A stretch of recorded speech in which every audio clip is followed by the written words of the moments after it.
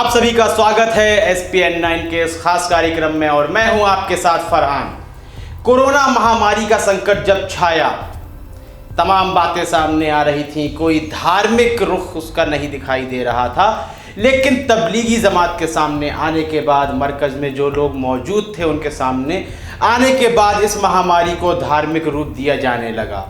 तमाम आलोचनाएं हो रही थीं। जो गरीब वर्ग था, अल्पसंख्यक समूह का जो गरीब वर्ग था, उसे अपना व्यापार भी नहीं करने दिया जा रहा था, ना ही सब्जी बेचने दी जा रही थी और न फल बेचने दिए जा रहे थे।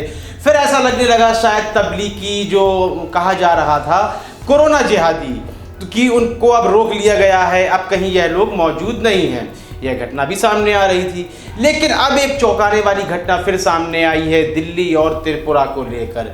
126वीं व 178वीं जो बटालियन है उसके कम से कम हम आपको बता दें 17 जो कर्मी हैं, CRPF के जवान हैं, वह कोरोना पॉजिटिव पाए गए हैं। हम आपको एक जानकारी और दे दें, ये जो 17 कोरोना पॉजिटिव जवान पाए गए हैं CRPF के, यह किसी तबलीगी जमात से इनका कोई वास्ता नहीं है, ना ये किसी जमात में गए थे।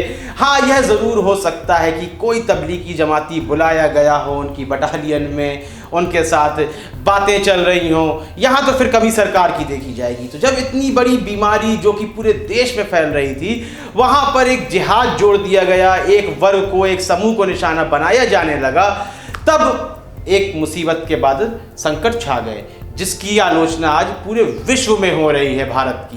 भारत को हम जिस रूप में 2014 से पहले देखते थे विश्व में, क्या भारत का वही स्वरूप दिखाई दे रहा है? बिल्कुल नहीं।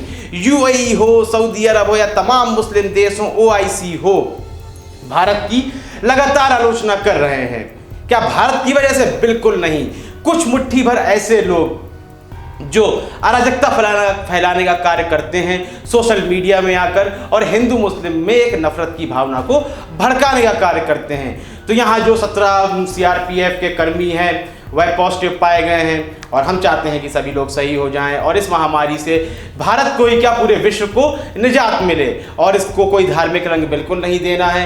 यह कार्यक्रम हमें इसलिए करना पड़ा ताकि इससे यह मालूम पड़े कि कोरोना पॉजिटिव केवल तबलीगी जमाती ही नहीं है, बल्कि चाहे आप किसी मंदिर जाएं या फिर किसी गुरुद्वारे जाएं, कहीं भी भीड़ लगती है और तमाम धार्मिक स्थानों से निकलने वाले लोग पॉजिटिव पाए गए हैं, जिसमें CRPF की ये बटालियनें भी जद में आ गई हैं। आपको क्या लगता है कि इस तरह की जो एक साजिश की गई थी कोरोना को लेकर, एक तबके को बदनाम करने के लिए, इस महामारी के सही हो जाने के बाद उन पर किसी प्रकार का एक्शन लिया जाना चाहिए या नहीं लिया जाना चाहिए? चाहे वह कोई राजनेता हो या आम व्यक्ति हो या फिर कोई समाज सुधारक हो, यदि उसने इन बातों को बढ़ावा दिया है तो क्या किसी प्रकार का एक्शन होना चाहिए या नहीं होना चाहिए? इस संबंध में आपकी राय बहुत ही ज़्यादा महत्वपूर्ण है। अपनी राय देना बिल्कुल भी ना भूलें। यदि कार्यक्रम पसंद आ रहा है तो इसे लाइक करें और चैनल को सब्सक्राइब अवश्य करें। और यदि हमसे कोई ऐसा टॉपिक है, कोई ऐसा विषय है जो छूट रहा है, छूट जा रहा होगा,